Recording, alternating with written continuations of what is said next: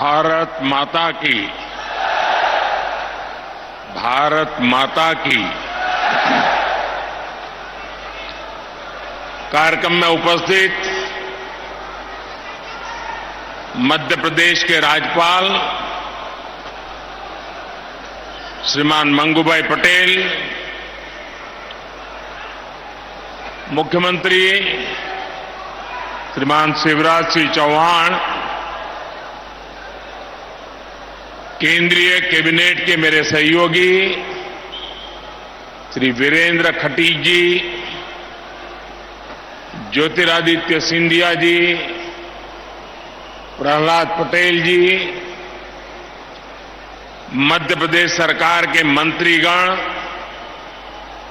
सभी सांसद, अलग अलग स्थानों से पधारे सभी पूज्य संतगण और विशाल संख्या में आए हुए मेरे प्यारे भाइयों और बहनों,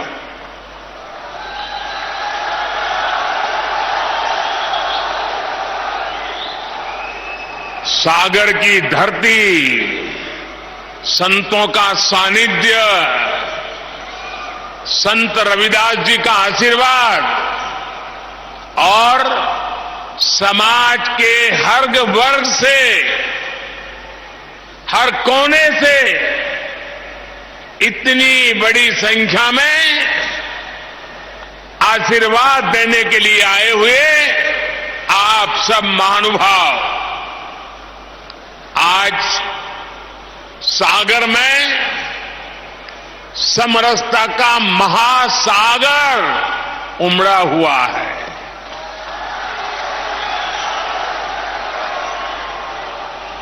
देश की इसी साझी संस्कृति को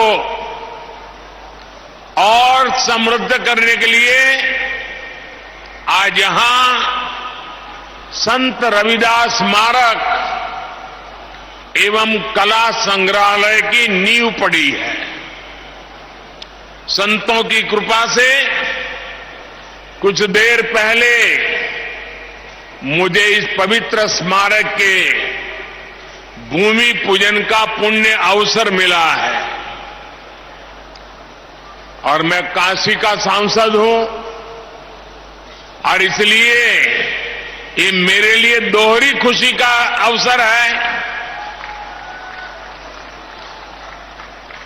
और पूज्य संत रविदास जी के आशीर्वाद से मैं विश्वास से कहता हूं कि आज मैंने शिलान्यास किया है, 1-1.5 साल के बाद मंदिर बन जाएगा तो लोकार्पण के लिए भी मैं जरूर आऊंगा। और संत रविदास जी मुझे यहां अगली बार आने का मौका देने ही वाले हैं। मुझे बनारस में संत रविदास जी की जन्मस्थली पर जाने का कई बार सौभाग्य मिला है और अब आज मैं यहां आप सबके सानिध्य में हूं। मैं आज सागर की इस धरती से संत शिरोमणि पूज्य रविदास जी के चरणों में नमन करता हूं, उन्हें प्रणाम करता हूं। भाइयों और बहनों, संत रविदास स्मारक एवं संग्रहालय में भव्यता भी होगी और दिव्यता भी होगी। ये दिव्यता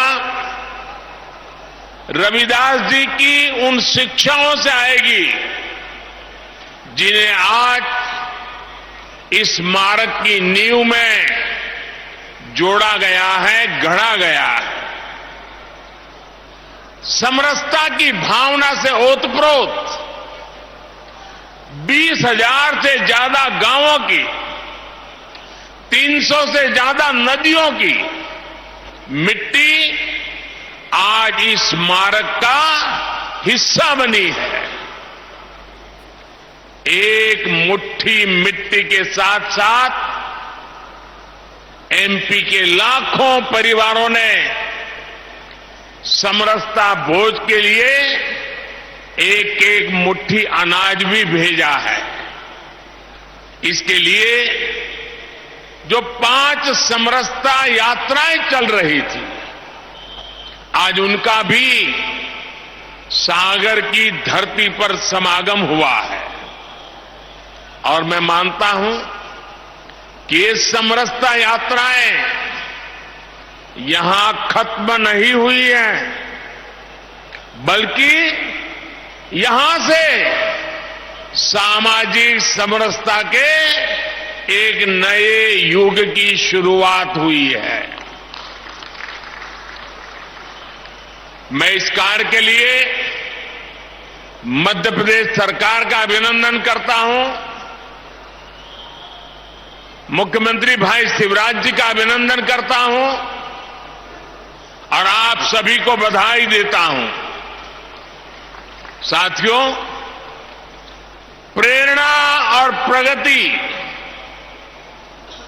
जब एक साथ जुड़ते हैं तो एक नए युग की नींव पड़ती है। आज हमारा देश, हमारा एमपी इसी ताकत के साथ आगे बढ़ रहा है। इसी क्रम में आज यहां कोटा बीना सेक्शन पर रेल मार्ग के दोहरीकरण का भी लोकार्पण हुआ है। नेशनल हाईवे पर 2 महत्वपूर्ण मार्गों का शिलान्यास भी किया गया है। विकास के ये काम सागर और आसपास के लोगों को बेहतर सुविधा देंगे। इसके लिए मैं यहां के सभी भाई बहनों को बहुत बहुत शुभकामनाएं देता हूं। साथियों, संत रविदास स्मारक और संग्रहालय की नींव एक ऐसे समय में पड़ी है जब देश ने अपनी आजादी के 75 वर्ष पूरे किए हैं। अब अगले 25 वर्षों का अमृत काल हमारे सामने है। अमृत काल में हमारी जिम्मेदारी है कि हम अपनी विरासत को भी आगे बढ़ाएं और अतीत से सबक भी लें। एक राष्ट्र के रूप में हमने हजारों वर्षों की यात्रा की है। इतने लंबे कालखंड में समाज में कुछ बुराइयां आना भी स्वाभाविक है। ये भारतीय समाज की ही शक्ति है कि इन बुराइयों को दूर करने वाला समय समय पर कोई महापुरुष, कोई संत, कोई औलिया इसी समाज से निकलता रहा है। रविदास जी ऐसे ही महान संत थे। उन्होंने उस कालखंड में जन्म लिया था जब देश पर मुगलों का शासन था। समाज अस्थिरता, उत्पीड़न और अत्याचार से जूझ रहा था। उस समय भी रविदास जी समाज को जागृत कर रहे थे, समाज को जगा रहे थे। वो उसे उसकी बुराइयों से लड़ना सिखा रहे थे। संत रविदास जी ने कहा था, जात पात के फेर मही, जात पात के फेर मही, उर्जी रही सब लोग, मनुष्यता को खात हुई, रैदास जात कर रोग। अर्थात सब लोग जात पात के फेर में उलझे हैं और ये बीमारी मानवता को खा रही है। वो एक तरफ सामाजिक कुरीतियों के खिलाफ बोल रहे थे, तो दूसरी तरफ देश की आत्मा को झकझोर रहे थे। जब हमारी आस्थाओं पर हमले हो रहे थे, हमारी पहचान मिटाने के लिए हम पर पाबंदियां लगाई जा रही थी, तब रैदास जी ने कहा था, उस समय मुगलों के कालखंड में, ये हिम्मत देखिए, ये राष्ट्रभक्ति देखिए।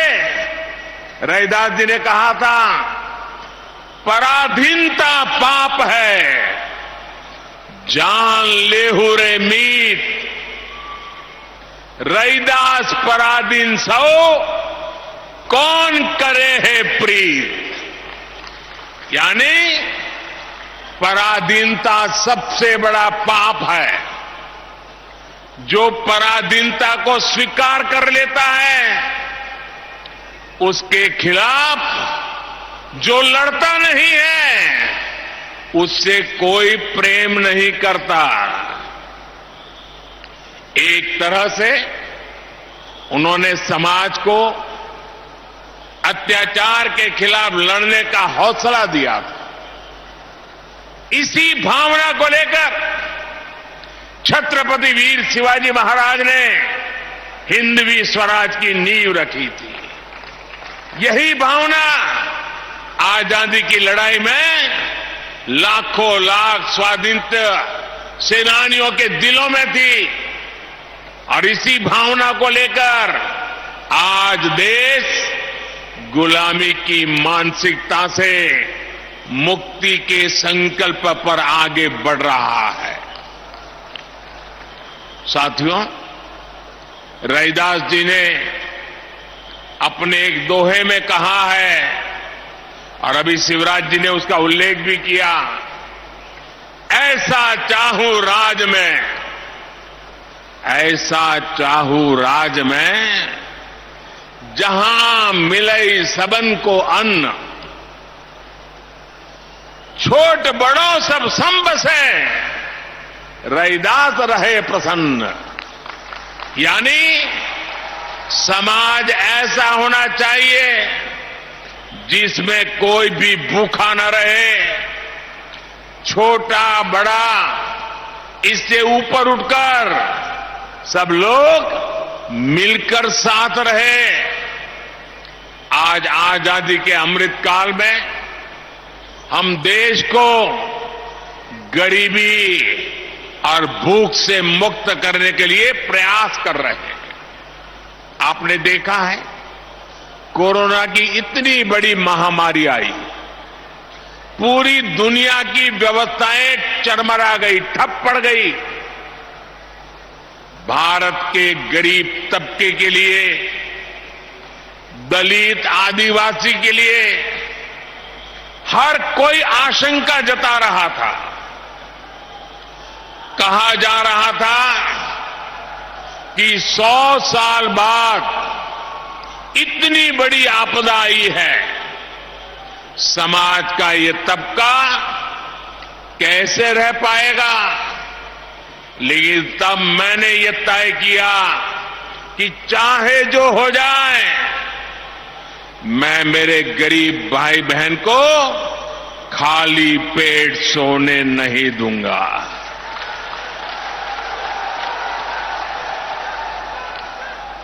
दोस्तों, मैं भली भांति जानता हूं कि भूखे रहने की तकलीफ क्या होती है। मैं जानता हूं कि गरीब का स्वाभिमान क्या होता है। मैं तो आपके ही परिवार का सदस्य हूं। आपका सुख दुख समझना मुझे किताबें नहीं ढूंढनी पड़ती। इसलिए हमने प्रधानमंत्री गरीब कल्याण अन्न योजना शुरू की। 80 करोड़ से ज्यादा लोगों को मुफ्त राशन सुनिश्चित किया। और आज देखिए, हमारे इन प्रयासों की तारीफ पूरी दुनिया में हो रही है। साथियों, आज देश गरीब कल्याण की जितनी भी बड़ी योजनाएं चला रहा है, उसका सबसे बड़ा लाभ दलित, पिछड़ा, आदिवासी समाज को ही हो रहा है। आप सब अच्छे से जानते हैं, पहले की सरकारों के समय जो योजनाएं आती थी वो चुनावी मौसम के हिसाब से आती थी। लेकिन हमारी सोच है कि जीवन के हर पड़ाव पर देश दलित, वंचित, पिछड़े, आदिवासी, महिलाएं, इन सब के साथ खड़ा हो। हम उनकी आशाओं, आकांक्षाओं को सहारा दें। आप देखिए, जरा योजनाओं पर नजर करेंगे तो पता चलेगा। बच्चे के जन्म का समय होता है तो मातृ वंदना योजना के जरिए गर्भवती माता को 6,000 रुपये दिए जाते हैं ताकि मां बच्चा स्वस्थ रहे। आप भी जानते हैं कि जन्म के बाद बच्चों को बीमारियों का, संक्रामक रोगों का खतरा होता है। गरीबी के कारण दलित, आदिवासी बस्तियों में इनकी सबसे ज्यादा मार होती है। आज नवजात बच्चों की पूरी सुरक्षा के लिए मिशन इंद्रधनुष चलाया जा रहा है।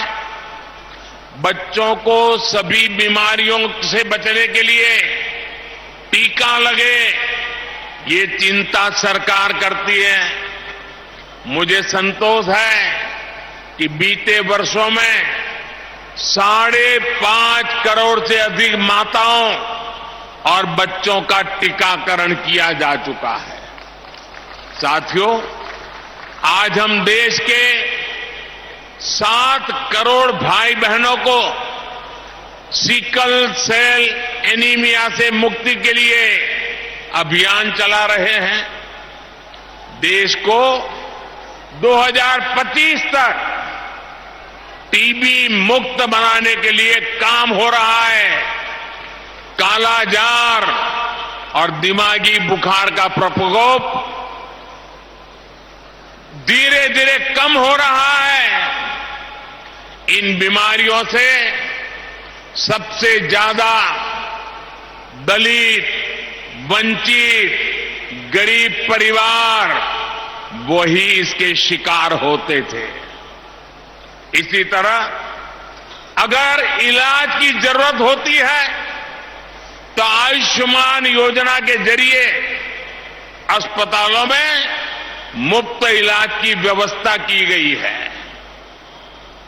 लोग कहते हैं मोदी कार्ड मिल गया है, 5 लाख रुपए तक अगर कोई बीमारी को लेकर के बिल चुकाना है तो ये आपका बेटा कर देता है।